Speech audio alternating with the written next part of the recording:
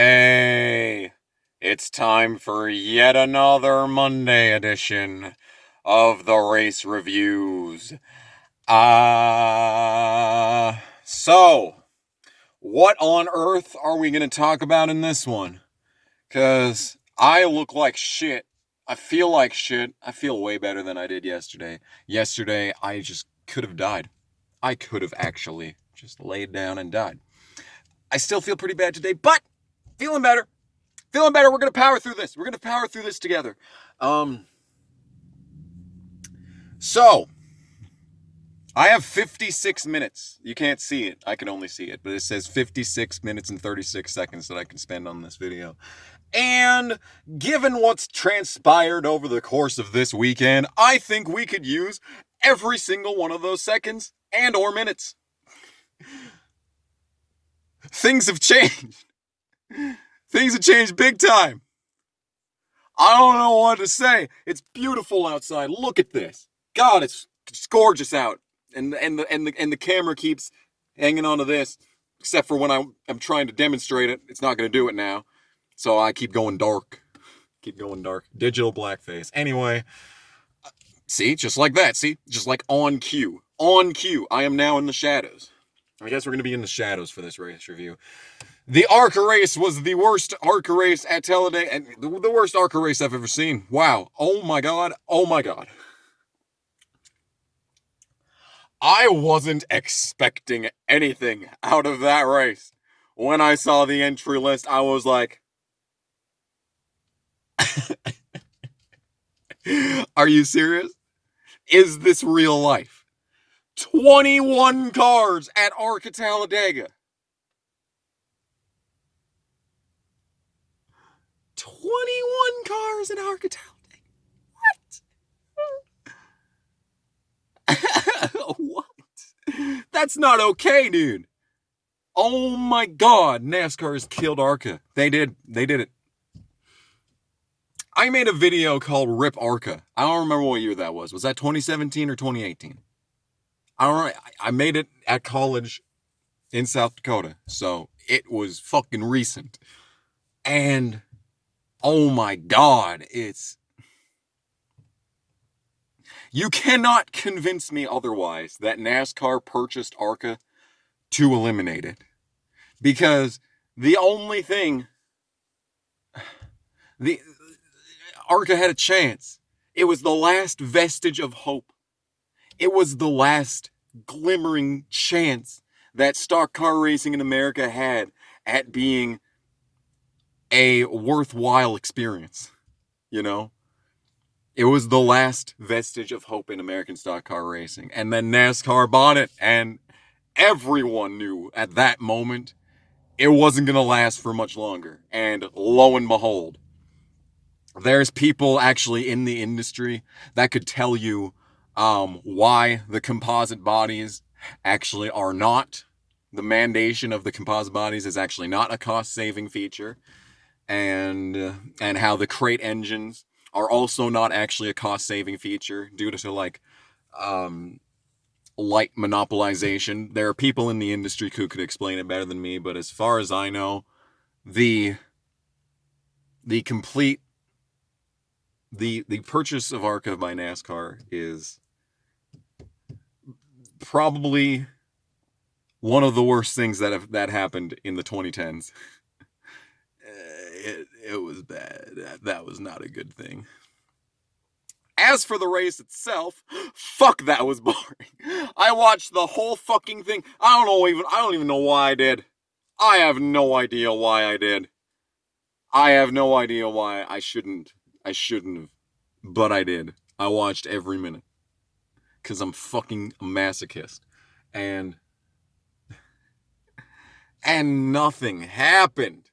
Nothing happened. And the broadcast was awful. They had Matt Crafton and Todd Bodine in the booth. Why, I don't know. But, they added nothing to the broadcast. Phil Parsons single-handedly carried it by himself. And even then, he was saying some dumb shit too, but he had absolutely no one to play off of. Bodine and Crafton were just kind of like, yeah, we're here too. I don't know why, but we are. And they'd kind of just make random comments, completely unrelated to what's going on. And it's just like, oh my god, dude. Oh my god, dude. And there were no one in the field. There was nothing going on. And the fact that Ryan Repko threw away the race because he had is that a GTO? I don't think that's a GTO. I think it's a Cadillac, actually. Whatever it is, it's hot.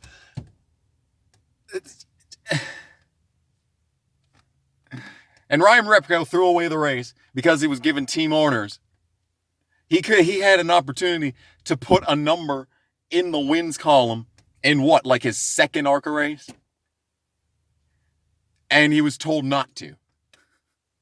And Brett Holmes was right there. Brett Holmes fucking, he deserves a win in ARCA by now. Somewhere. Fucking Travis Braden in his debut race got a win. I didn't even know that until like last year. And like, was Travis Braden even in this race? What happened to Travis Braden? Why isn't he having like a truck series developmental contract? Oh yeah, because he has no money. So they fucking forced Ryan Repko to just not go for the win. So they better reward him with a full-time car next season. They fucking better for that. It was the most boring race ever. And it was not even close to save by the finish, though. Like, they let it go green, unlike in the Cup race when Johnson just lightly spins. They definitely needed to throw a caution for that. But you have, like, a car actually on the racing surface trying to save itself, as opposed to Johnson off the track entirely. And they definitely needed to throw a caution for Johnson, but they didn't throw a caution. See, like, even though ARCA was purchased by NASCAR, their flagging is still 1,000 times better than NASCAR's. It always has been and probably always will be, at least until the series finally fucking dies in like 2 years. I'd give it 2 years at this point. Fuck me. I mean, the East and West are barely going to survive this. What were there, 14 cars in the East race today? I bet you didn't even know an East race took place this weekend. But, yeah, so ARCA sucked. Moving on. Xfinity. I was at a much more interesting racetrack this weekend. That is not Talladega, and it was actually not the best weekend of racing ever. We had a rollover. I have been waiting for them to post a highlight of the rollover on Facebook so I can do the Twitter thing again. But obviously, that'd be way too much to ask for. And the best part is that I don't even think my voice cracked that time when I called the rollover, because my fucking voice cracked like shit last year's rollover. They're only not going to throw a fucking highlight. They only put the highlight up because they can make fun of the fact that I had a voice crack. That's probably what the fuck happened. Fucking assholes. But anyway, the point that I'm trying to make is that I did not watch most of Xfinity. I managed to catch like the first stage. And then I left, and I listened on MRN while I was driving to the track, and then I put it on the computer in the actual racetrack, and it was... I didn't have any volume, obviously. I didn't hear what was happening. All I saw was that Justin Haley walked to the win, and it's like, okay, sure. I'm glad Justin Haley won. I feel like he could do it at a different track on talent. But okay, glad that he finally has a number in the win column when he should have had it 2 years ago, but what you gonna do? Yeah, I only saw the finish. I didn't replay shit when I was up there. I haven't seen basically any of the last 20 laps there, and then the plethora of wrecks and whatever, where Jeff Green got fucked over. Of course, Jeff Green's the one that gets fucked over, no one else. Yeah. I was wishing that was someone slightly more interesting than Justin Haley that won, but I'm glad that he finally got the number in the wins column, and I think that he could have a similar season to his 2018 Truck Series season, where he just randomly wins a few races here and there, Yep. But anyway, that's really it for Xfinity. Just a blue race. Nothing really of note. Oh, God. Oh, we made it 10 minutes into this video. 10 minutes into this video, and I haven't talked about Cup Series yet. Oh, my God, dude. Oh, my God, dude. So, some shit went down. I don't know if I want to make a separate video on what happened during the rain delay yesterday. Don't know if I want to save that. It's kind of big.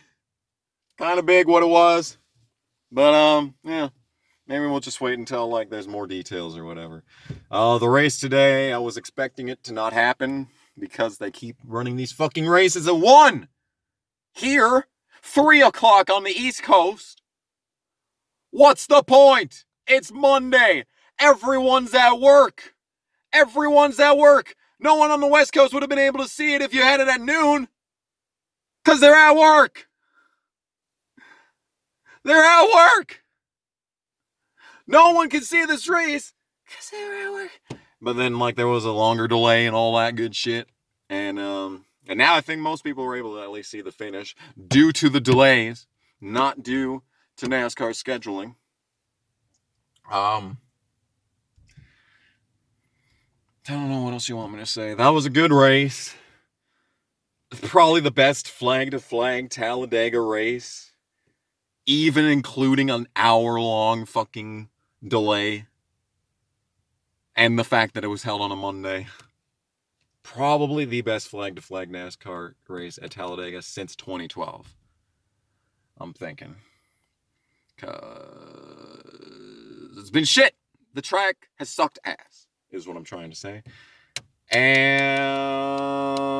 things happened. You couldn't fucking run on the outside by yourself for the entire fucking race and just sit up there and do nothing and accomplish nothing. You couldn't do it. You couldn't do it. Because then there would be someone who'd actually come up and pass you. And I don't know if it was just because they, A, made that small adjustment to the package to slow them down by about 5 miles an hour, or B,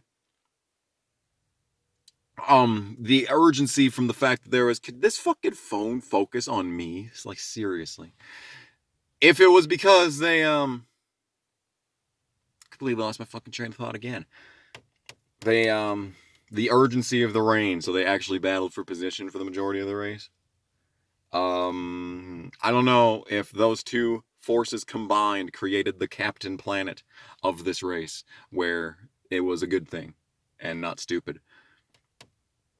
Because it seemed like today you could not ride because someone would make a new line and then they'd pass you for the lead. Like even when the batshit insane overpowered Penske cars were out front, they still had challengers. They still had people trying. They at least had people trying to pass them. It didn't work out generally great in every sense of the word. It was tough. But, like, they couldn't just sit there uncontested the entire time. Whenever they went single file and went to the commercials, someone else was in the lead when they came back from commercials, and they were like fucking 3 wide. Like that one commercial where Blaney was in the middle falling back and he was like 10th when the commercial happened. And when they came back from commercials, like 2.5 minutes later, Blaney was back in the lead. How'd that happen? We'll never know because there were so many fucking full screen commercials today. You think they would have gotten the commercials out of the way during the long fucking red flag? No, never. Why would they get rid of the full screen commercials during the red flag when they could do them during the actual race? And like right when halfway on the thing hits and there's rain in the area, they're going to go to fucking commercial immediately as they hit halfway. And then they come back from that commercial under caution. We could have missed the final pass for the lead if there was rain. And the fact that there wasn't rain at that moment does not excuse the fact that it happened and it was a possibility of happening. Fox, stop doing full screen commercials all the fucking time at Talladega.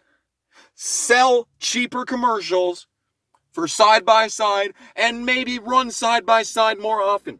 I would take twice as many commercials if it meant that they were all side by side. But that's just me. Anyway, I'm hot. This car is fucking hot. It's not even hot out. It's like 75 out, but like just the fact that there's no clouds and the sun is literally right there. You can tell by the fact that the camera cannot bother with focusing on me. Blaney won. He is still the sexiest man alive. Good to see. Oh boy. Pocono's next. Yay!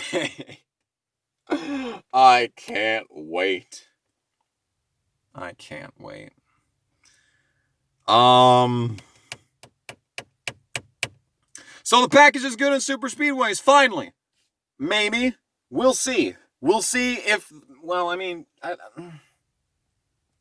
we'll have to see when they go back to Daytona, if they go back to Daytona, you know? We're gonna have to wait and see. Cause who knows? Who knows? Maybe this was just a once-in-a-lifetime thing, just like in the 2017 spring Talladega race that was threatened by rain the entire time, which was probably the second best Talladega race flag to flag since 2012. You know, being supplanted by today, just now, just like literally 10 minutes ago. You know. We'll have to see if this continues. We'll have to see if the package is not shit finally. And it's probably going to suck again when they go to the next gen cars, because they're going to be all 15 shades of fucked up at that point. But yeah, it's hot in this car. I would have talked more, but this video has been 16 minutes already, and that's longer than a lot of race reviews have been in the past. So I'm going to take this as a big W for the channel, and I'm just going to fucking go back inside where it's less hot. I don't have air conditioning there, so it's hot, but it'll be less hot than in here. So, fuck it. Thanks for watching. I'm hot, and so is Ryan Blaney. Thanks for watching. Bye.